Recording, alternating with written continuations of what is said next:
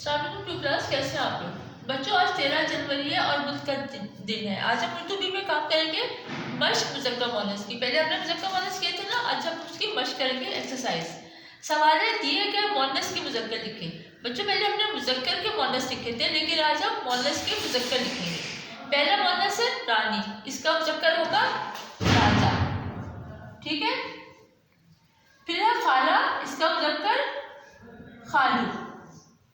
भतीजी, भतीजा।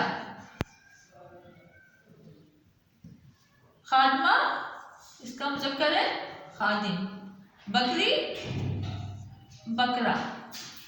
हाजर, हाजी।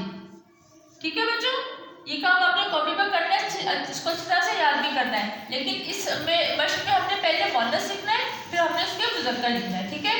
तो ये काम आपने कॉपी पर करना है, उसको अच्छी तरह से याद भी करना है।